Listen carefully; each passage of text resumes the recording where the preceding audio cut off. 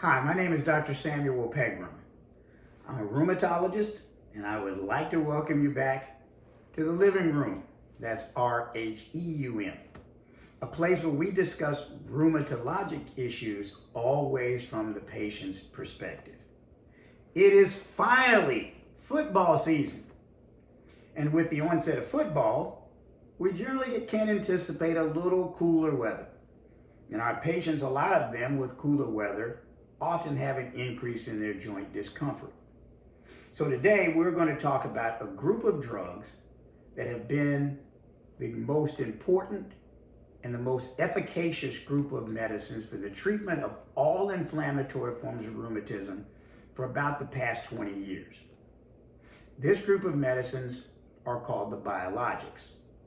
They have been available to us here in the United States since about 1999. And they have provided us the greatest opportunity to prevent progression of disease, bone destruction, and crippling. They are by far the most powerful group of medicines we have had at our disposal for the treatment of almost all inflammatory forms of rheumatism. Rheumatoid arthritis, psoriatic arthritis, the spondyloarthropathies like ankylosing spondylitis, and the arthropathies of inflammatory bowel disease, and others. Despite the fact that the biologics have been available to us since 1999, I can count on one hand how many patients have ever asked me, what is a biologic? And why is that particular group of medicines called biologics, and other medicines we use in the treatment of inflammatory forms of rheumatism are not? Biologic agents are either made in, extracted from, or semi-synthesized from, you guessed it, biologic material. That includes plants, animals, bacteria, fungi, living organisms. Biologics are basically proteins or antibodies. These proteins have the ability to attach to a cell through a receptor. They're then taken inside the cell to affect the mechanisms of actions of that cell, particularly cells that are important in propagating the inflammatory process. If you can alter the function of that particular group of cells and interfere with their function in the inflammatory cascade, you can, in essence, grind the inflammatory process to a halt. Much cleaner drugs, directed not to cellular destruction, but to altering the function of a cell. Biologic agents are, again, much more powerful and give us for the first time an opportunity to actually discuss remission of certain forms of rheumatism. Now, that doesn't mean that drugs that are not biologics are bad medicines.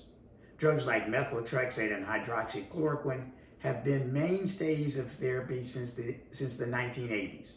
And these drugs are still quite efficacious, particularly in patients who have milder forms of disease. One of the problems with biologics is their cost, and other non-biologic agents are considerably less expensive. One of the reasons for the expense of the biologics is that they are very difficult to make.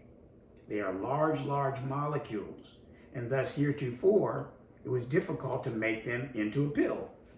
So they were either given through an injection or through an intravenous infusion. Recently, a group of biologics called the JAK inhibitors are now available to us in an oral form, but they are not for everyone.